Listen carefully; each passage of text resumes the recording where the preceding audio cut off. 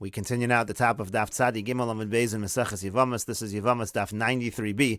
Rav Chia here continues to darshan a pasuk, and he says, "Elalav ki ai gavna." When the pasuk says you should take off meiser in order to celebrate Shabbos properly, it doesn't mean you take off meiser on Shabbos. That wouldn't make sense because on a doraisa level you're already allowed to take off meiser on Shabbos. Rather, it must mean exactly the case that happened right over here, as Rashi over here explains. Elalav ki ai gavna de mutter laaser al masha lo boli olam. It must be it's mutter to take off meiser on something that's lo boli olam. That was exactly the case over here. The fruits had not yet arrived yet. He was anticipating that the fruits would arrive right before Shabbos, so he took off the meiser ahead of time before it arrived. It was a davar shelo boli olam. V'yasid lavo, it's going to arrive. Letzorech oneg Shabbos, and he's supposed to take off the meiser letzorech oneg Shabbos. And again, you see from here the same idea that adam makne davar shelo boli olam. And the Gemara continues. So Amar Lei, so Rabbi Yanai said back to Rabbi Chia after Rabbi Chia told him that he did what was appropriate. Rabbi Yanai said back, but it was read to me in a dream the following pasuk, Kone rotzitz. It's talking about the fact that the reed is like bruised. My lav hachikam relate. Isn't that they were telling me the following pasuk when they said Kone rotzitz? It was a reference to the following pasuk in Malachim. You're relying on this reed that's broken. You're relying on nothing, meaning implying that what I did was not appropriate. That's what it seems that I saw in my dream. And so the Gemara continues. Reb Chia said back to him, "Lo, no, hachikam rilach." Here's what the dream really meant. It was referring to a different pasuk. There's a pasuk in Yeshayahu, "Kane rotzitz lo yishbor." It means the bruised reed is not going to break. Upishtakei lo yichbena. That's talking about the wick that's dim. It's not going to go out. In other words, on the contrary, that pasuk was telling you that what you did was actually appropriate. And the Gemara continues, Rebbe, where do we see that Rebbe says this idea of Adam Machne Dover Shelo Boli Olam? Titania, as we learned in a Brayso, Lo Sazgir Eved Al Adonov. It talks about the fact, this is talking about the servant to the master, and we're about to explain. Rebbe Omer, Rebbe says, Belokeach Eved Al Menas L'Shachro Akos Medaber. What the pasuk means to say when it says Lo Sazgir Eved Al Adonov, it means that a person is purchasing the Eved on the condition to free him. That's what we're talking about. Hechi Dami, and what exactly is the case? Omer Rav Nachman Bar Yitzchak, Rav Nachman Bar Yitzchak says, the cost of lay, he writes to him, when I purchase you, so then you're going to acquire yourself, you're going to go free. So again, that's the exact same idea. When I purchase you, when I purchase you, meaning it's a davar shelo boli olam, only at that point in time, so then you're going to go free.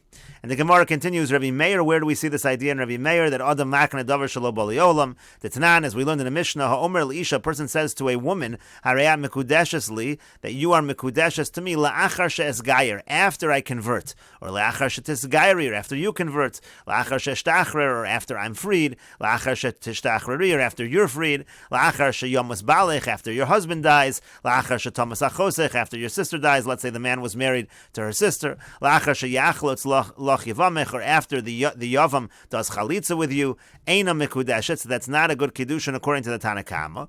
Rabbi Meir says no, Mikudeshes, it is a good kiddushin. And again, so you see in Rabbi Meir that Adam Makna Davar Shelo Boli Olam. And the Gemara continues, Rabbi Eliezer ben Yaakov, where do we see in Rabbi Eliezer ben Yaakov this idea that we say Adam Makna Davar Shelo Boli Olam? The Tanya, as we learned in a Brayso, Yeser Al Kein Amar Rabbi Eliezer ben Yaakov. Rabbi Eliezer ben Yaakov says further than that, Afilu Im Amar Peros Aruga Zu Telushim Yehu Truma Al Peros Aruga Mechubarim. Even if a person were to say the fruits that are in this garden bed that are detached should be truma on the fruits that are attached, O Peros Aruga Mechubarim Al Peros Zu Telushim, or the person says the other way around, the ones that are attached on the ones that are detached, at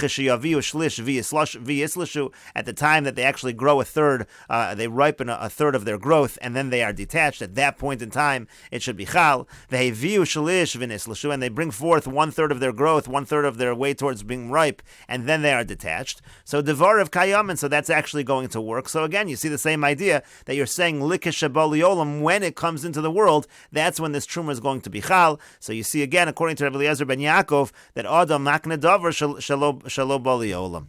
And the Gemara continues, Rabbi Akiva to Tanan, where do we see in Rabbi Akiva this idea that adam makne davar shelo boli olam? That's the Mishnah. This was the Mishnah quoted on the previous Amud. Konem shaniosa leficha eino tzarich lahafir. It's talking about a woman who makes a neder saying that her husband should not get from her ma'aseh yadayim. So the husband does not need to annul the vow because he's entitled. She's already meshubed to give him her ma'aseh yadayim. But Rabbi Akiva says, Yafer, no, he could annul the vow. Shematadif olav yeser min haroilo, because maybe maybe she'll produce more. There's only a certain amount that's meshubah to the husband, but if she produces beyond that, that's not meshubah to the husband. So therefore, she really is making an oath and saying that he cannot benefit from that. So he's allowed to annul it. So again, you have the same idea over here. You have a situation where it's being chal on something that's lo bali olam, that's not yet in the world. The ma'aseh yadayim are not yet in the world. And the Gemara continues, Bo minei Rav Sheshes. They asked Rav Sheshes the following question. Eid echad b'yevama mahu. What would be the halacha? Let's say one aid comes and testifies that the husband has died, and the situation is not where she's marrying someone else, but she's actually supposed to perform yivam. She's supposed to be marrying her brother-in-law. So would we believe the eid echad in that case? Now it seems to be an identical case over here. It's just one aid testifying that the husband has died. But the issue over here is, as the Gemara explains, time of the eid echad is the reason why we trust one aid. Mishum demilsa David legluye lo meshaker, because something that could be revealed to be contradicted later, the aid is not going to lie. In other words, if the husband's going to show up alive, so the aid's going to make sure whatever he's testifying is going to be accurate. An aid's not going to testify that somebody has died if they have not really died, because the husband can come later and show that he was lying.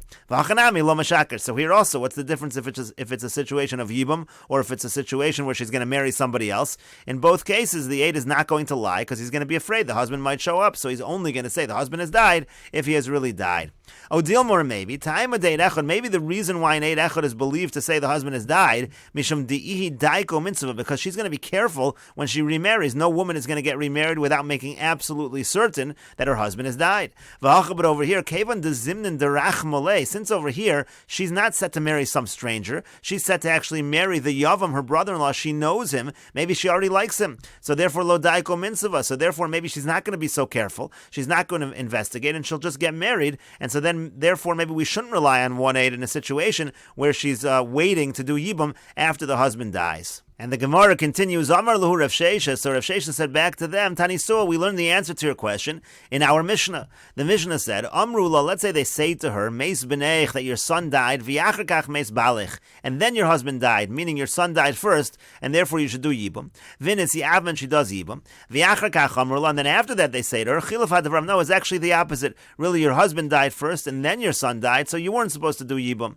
So the halach is, Teitze, the halach is she has to separate from the yavam, v'havlad Rishon v'achron mamzer, and the child, the first child, the last child, they're all considered to be a mamzer. In other words, over here, the situation is that we believe the second set of testimony, the second set of Edom that came in and said that it was really the reverse. And so now the Gemara wants to clarify, Hechi Dami, what exactly was the case over here?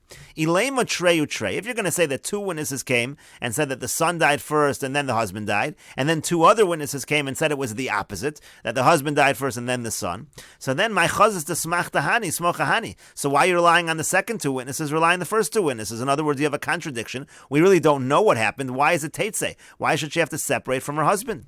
V'yoden further, mamzer, suffik mamzer. Why does it say that the child is a mamzer from this relationship? It should be a suffik mamzer. We have two against two. We have two against two. We don't know whether there should have been yibum or not. So on the contrary, what must it mean? V'chitei meloduk. Now maybe you're going to say, well, when it said mamzer, the Mishnah was not being exacting. It really meant suffik mamzer, but that can't be either. V'aminiktani seva, because at the end of the Mishnah it says harishon mamzer v'achron eno mamzer. It says the same kind of language. The first child there it's talking about as a mamzer, and the last child is not a mamzer, and that was clearly meant a real mamzer. So shma mina dafka katana. You see that when it says the word mamzer, it really means mamzer. So in any case, it can't be 2 versus 2, because again, if it was 2 against 2, it would only be a suffik mamzer. It would not be a real mamzer, and also she should not have to divorce, because we really don't know whether or not she should have done yibum or not. And so instead, the Gemara says elalav. Rather, is it not shma mina? You see from this chad, what really happened was one witness came and said that she was supposed to do yibum. In other words, one witness said the son died first and then the husband, and then two people contradicted. And the only reason we then say that she has to separate and the child is a mamzer is because now two witnesses come and contradict the one, and certainly two witnesses are going to overrule one witness. But if not for that, if you didn't have two people coming, mehemen, apparently you do believe one aid, and this is exactly the case. You see from here that one aid is believed to allow her to do yibum. And the Gemara continues, V'ika diyamar, there are those that say they have a different version of the above discussion. Haloti bailach, that question that you had before is not even a question. Tiafilu inami mehemna, even the woman herself is believed in a situation where she's going to be doing yibum, meaning she says her husband has died. The Tanan, as we learned in a Mishnah, Ha'isha sha'amra meis bali, if a woman says my husband died, tinase, she can get remarried, meis bali tisyavim, if she says my husband died, she can do yibum. Kiti ba, and the same would be true by one aid. We would believe one aid to allow her to do yibum. yibum.